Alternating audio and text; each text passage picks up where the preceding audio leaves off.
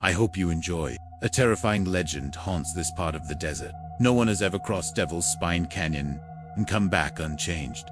People go missing all the time. Some chalk it up to flash floods, but others whisper about Loba, the Bone Woman. A dust storm rages outside, whipping around the lone figure sitting in front of the crackling fireplace. She has long bone-white hair, pale skin, deep-set amber eyes that glow like embers, and wears a shawl of furs stitched together with teeth. A low growl rumbles in her throat, a sound almost indistinguishable from the wind. As the flames dance, casting flickering shadows on the walls of her cave, she stirs. Something is coming. She can sense it in her bones, smell it in the wind, hear it in the beating of her heart. It is the scent of new bones, the sound of a soul seeking shelter. Soon she will have another story to add to the ones already dancing in her skull. She rises, her joints cracking like the desert floor under the relentless sun, and moves to the mouth of her cave. From here, she sees a lone hiker struggling to shield his face from the storm, his silhouette outlined against the raging sky. He stumbles forward, desperate for refuge. The Bone Woman watches, a predatory gleam in her eye, and lets him come to her. As the man collapses at her feet, the Bone Woman turns back toward her cave, beckoning with a gesture. Her cave is made of bones. It's filled with bones. Even the roof seems to be held up by bones. In the center stands a massive stone altar. The Bone Woman circles her visitor, taking in his terrified form. When she speaks, her voice is like the grinding of stones, ancient and She tells him she is Loba, the Bone Woman, and she will help him, cure him of his sickness. But he must do as she says, and bring her what she asks for. She needs more stories to fill her empty holes, more bones to feed her unending hunger. And so, she offers him a choice. Become her apprentice, remain as he is, or leave and face the storm. The Bone Woman leads him to an altar filled with strange instruments and herbs. Above them hangs a necklace of teeth and claws. One tooth catches the firelight and glints like a malevolent eye. And then she starts to sing. It isn't a song of life and light, but of obedience and unending service. As she pours a strange concoction over the tooth necklace, it begins to glow faintly. With each note she strikes, the room begins to shake. The walls seem to writhe, and the bones of the ceiling sway like skeletal branches. The floor beneath the man's feet trembles as if the earth itself is rising from its grave. The cave is alive now, pulsing with power. Terror grips the man's heart, paralyzing him in place. His mind races, searching for a way out, but there is none. He is trapped in the Bone Woman's lair, surrounded by the spirits of the dead. The storm rages outside, mimicking the turmoil in his soul. With a final, gut-wrenching cry, he succumbs to the Bone Woman's curse. Now she has another story to tell, another bone to add to her collection. Before the Bone Woman reveals herself to the outside world, she takes on many guises. She may appear as a seemingly harmless old woman, a mysterious traveler, or even a helpful local, always watching, always waiting. But some things never change. Her eyes burn with an eternal flame.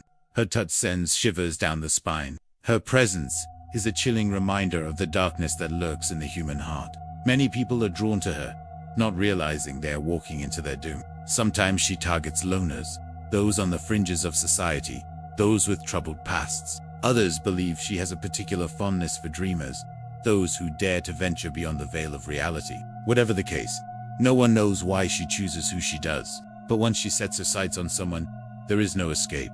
Her victims soon discover that their memories are slipping away, replaced by annoying emptiness. They hear strange sounds, see unsettling visions, and feel a constant sense of dread. Some even begin to grow fur. Whispers follow the Bone Woman wherever she goes. People talk in hushed tones about the missing, the strange occurrences in the desert, and the encroaching darkness that seems to swallow everything in its path. Those who try to ignore the rumors or dismiss them as superstitious nonsense are the ones who suffer the most. For when the Bone Woman comes for you, there is no warning, only the cold grip of fear. Not everyone believes in the Bone Woman, but those who do take precautions. Some carry wolf bones or other charms for good luck. Others avoid hiking alone and stick to well-traveled paths. Still, others refuse to speak the Bone Woman's name lest she'll hear them and turn her attention to their town. But even these precautions cannot keep the Bone Woman away forever.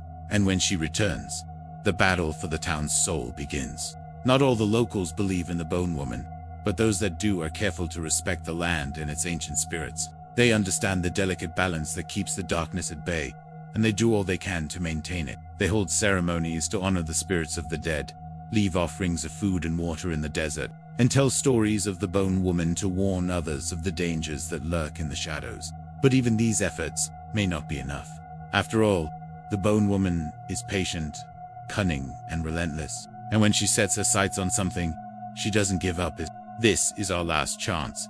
There's no turning back now. If we don't do something, this will never end. The protagonist finds an old diary in the cave. The previous victim wrote about how they were becoming an animal, how they felt their humanity slipping away, day by day, replaced by something wild and untamed. Then the entries abruptly end, leaving the protagonist with more questions than answers. But as they read on, a disturbing pattern emerges. The writer speaks of nightmares, of hands turning to paws, and teeth falling out to be replaced by sharper, more sinister ones. They write of a growing unease, a feeling that something primal is stirring within them, something dark and dangerous.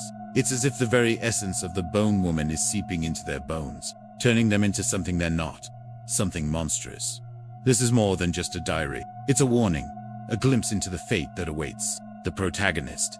If they can't break the curse, they are being watched. They can feel eyes on them, cold and calculating. And when they turn around, they see nothing but empty desert stretching to the horizon. They quicken their pace, but whatever is out there seems to move just a little bit faster. They can hear heavy footsteps, see fleeting shadows, feel the prickle of unseen eyes boring into their flesh. And then there is this. At first, it's just a low growl, a rumble in the distance. But as they walk on, the snarling grows louder, more insistent. And then they realize with a growing sense of dread that the snarling is Yunnan coming from outside their head. The protagonist stumbles, falling to their knees in the sand. They look up at the endless expanse of sky and feel a profound sense of despair wash over them. They are lost, alone, and utterly helpless. They close their eyes, trying to shut out the sounds, to block out the images that haunt their waking hours. They pray for a miracle, for a sign of hope in the darkness. But there is nothing, only the snarling, which grows louder, more insistent, until it consumes their thoughts entirely. The protagonist reaches the bone woman's cave and enters cautiously. Inside, the air is thick with the scent of decay, and the silence is deafening. They can feel the weight of countless eyes upon them, watching, waiting. And then they see it, the altar covered in bones, teeth, and claws. And hanging above it, the necklace of teeth and claws. It seems to pulse with a faint, malevolent light. The protagonist realizes that this is the source of the curse, the nexus of the bone woman's power. They also know that if they want to break the curse, they must destroy the necklace. But as they reach out to touch it, the room begins to shake. The boned woman appears before them, her eyes blazing with power. She tells them they are too late. The curse is now a part of them, and there is no turning back. She offers them one last choice: embrace the curse and join her in her eternal reign, or resist and face the consequences. The protagonist has two options. First, destroy the relic, free the cursed, but risk becoming a monster themselves. Second, choose to become the bone woman's apprentice, protecting their town by perpetuating the cycle of fear and violence.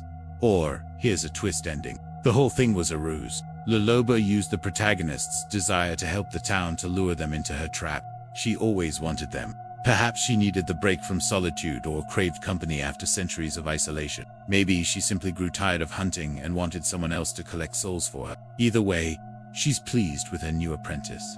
Now the town is doomed. They have awoken a force they can't control. The lesson here is to respect the natural world and its mysteries, because sometimes what we don't understand is best left alone. Transformation is a metaphor for identity erasure. The bone woman represents the erasure of Native American cultures and the disregard for their ancient wisdom. By ignoring the signs and warnings, the protagonist ultimately brings about their own destruction.